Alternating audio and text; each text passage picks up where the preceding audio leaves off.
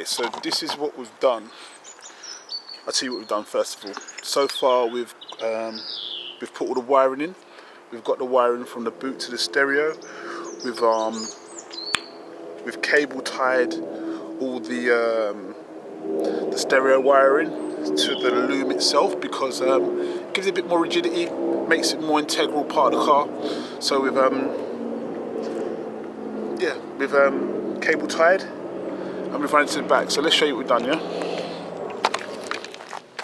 We start from here,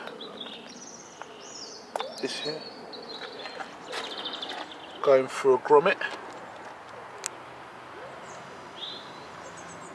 yeah, no drilling.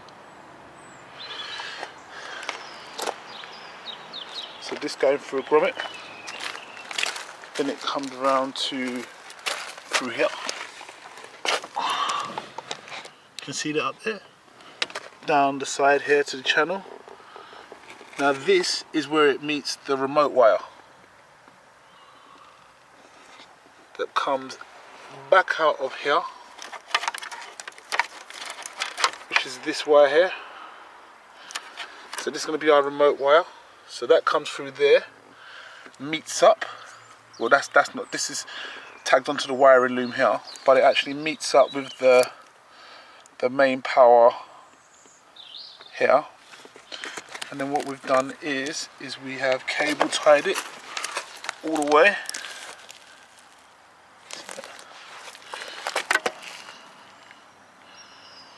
Cable tied it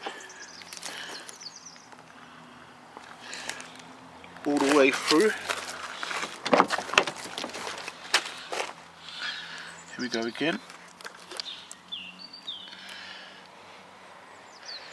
And made it come, pushed it underneath the seat, which I'm going to cable tie that as well, looking at that. And into here. Then on the other side, to bring the RCA cables through, what we have done is we've put the RCA cables here. Now there wasn't as much to hold on to under here, so you're going to see what I can show you. So from there it runs underneath.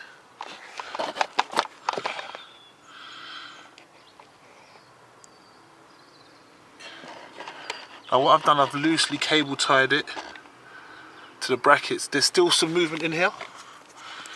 I can still movement, because I didn't want to cut it on the metal part itself, so that's what we've done.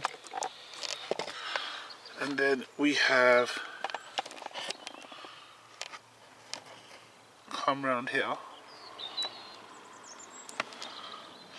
I've gone under the carpet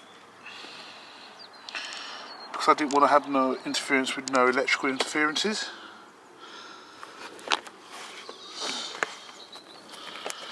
Sorry for the shaky camera work, but I'm doing my best.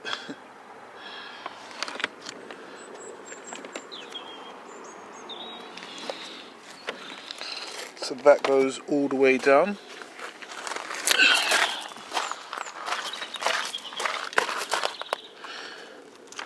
Just under the carpet, remember? Just under the carpet.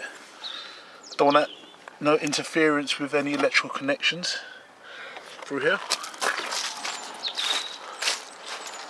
And around.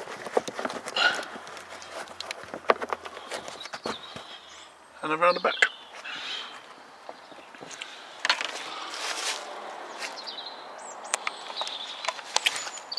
And that's what we did. So I hope that will make sense. And yeah, let's continue.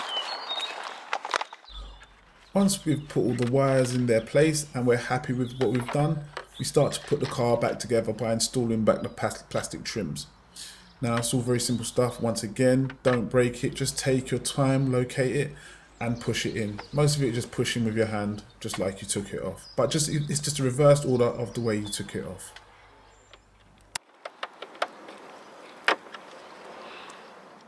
I chose to remove the back seat to get a good ground terminal. So this is what we did. Right in the corner of the seat, there's a clip, and all you've got to do is get a big flat screwdriver and just edge it back. You can see I'm doing the picture here. Just edge it back. Once the edge is back, you can actually lift that seat out. There you go. It slides out. Now you can get full access to the seat belt and apply a good ground terminal. I used this seat belt because I knew it would be a good anchor to ground my cable. Now, you can put it anywhere you want. You don't have to put it here, but for me, this was a solid and a very good foundation to put this particular wire. So this is what I did, and this is what suited me. Next, reinstall the back seat, which is just a reverse. Slide it in. It's got a locating hole, and just push it down. Volkswagens are good like this. I was well happy when I found out they could do this. Now, in your wiring kit, you will get these are all your connectors and stuff. Now, you're going to have one of these thingies. This is to connect your main live terminal to the battery itself. Now, if you've got one of these, you're going to need one of these. Well, this is a bit advanced-ish. It's a cutters, crimpers, wire strippers, and all that good stuff. You don't actually need this, but it's good to have them because this section here, see that section there? That is the crimping section. That's what gives you a good solid connection to your main live that goes to the back of your speaker box. So I'm going to show you how to do this because if you don't know, you can get it wrong.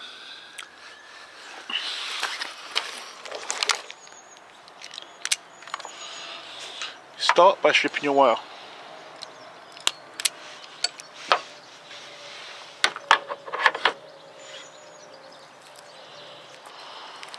Through there.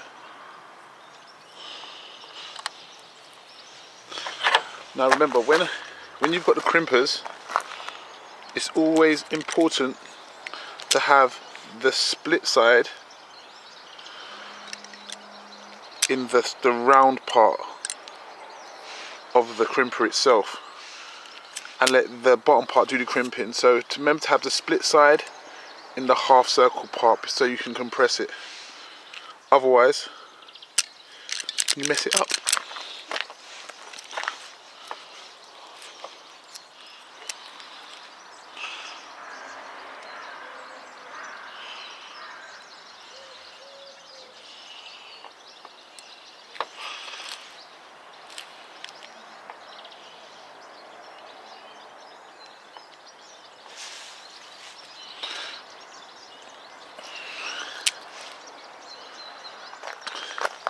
So now that has got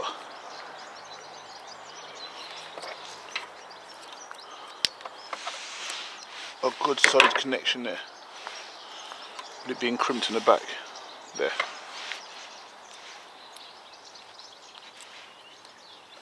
What I do now is I use a bit of electrical tape just to secure it up, just to keep everything out of the way and keep a good connection. You could use heat shrink, but I'm just using electrical tape.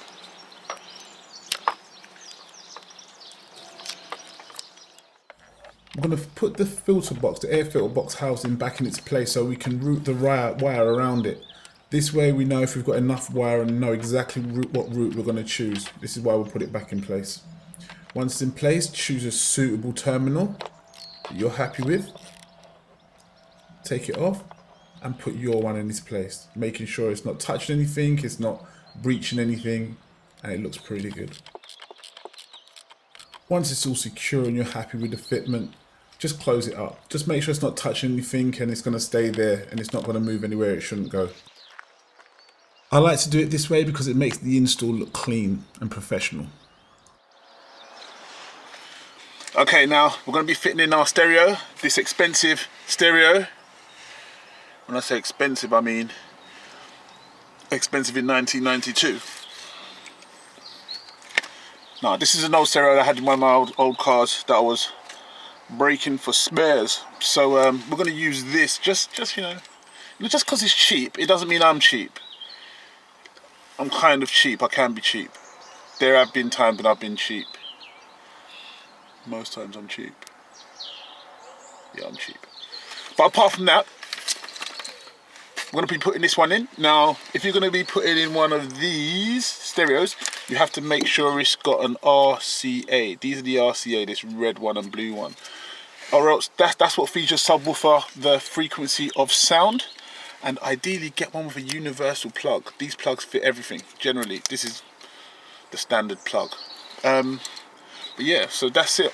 So we're going to be installing this stereo, this £5 stereo, into our car.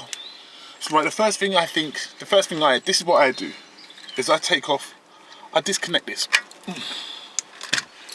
So now I am just working with this. Now fortunately, this is a pretty good one because it's got labels as to what it does. Now this is the battery. Can you see it says battery? Yeah. That's the main battery feed. This is the ACC, which basically means the ignition. And this one is what we're interested in, the remote control system. Now this is the one that switches the amp on and off. But you'll have to do your research. Every stereo is slightly different. But this is the one that switches the amp on and off. So we're going to install this and then put our stereo in and feel the bass. Once you've made all the connections, start to install the stereo in its place, making sure not to pinch any wires or pull anything you shouldn't pull. Next thing I did was install my subwoofer. Look at that, looks good. Making sure the car is off, connect the wires to their specified locations. Be sure to connect them properly to their correct locations. Plug in your RCA cables into your subwoofer. This has got a combined amp, that's why it's all in there. And plug in the fuse, your main fuse. And turn your stereo on to check that all is working. Once you're happy everything's working as it should and you're satisfied with your job, pat yourself on the back and just refix everything that you took off. So just tighten up the air filter housing, put on the sensor switch and just finish everything off. So we've finished our sub install. We've reinstalled everything back into the car. This is the moment of truth. I've got my expensive face off here that I'm going to put on. Now I want to make a warning. I want a warning and a disclaimer. If you lose a few friends and end up homeless because of the amount of bass you're pumping, I don't take no responsibility for that. However, if you do get extra female attention, make sure to show them the video. At least give my credit, please. Is that too much? That's not too much. Yeah, so now what we're going to do, let's put this in. Anyway, I'm going to test it out now. I think before you do this stuff, you really need to play about with the settings because it makes a massive difference. So let's see if let's see how this sounds. Yeah, ready? Okay, let's play this. Now this is about halfway.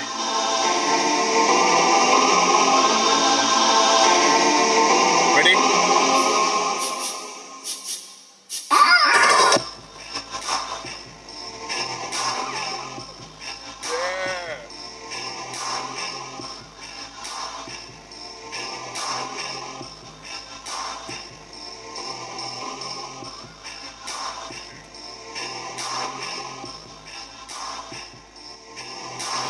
So there you go.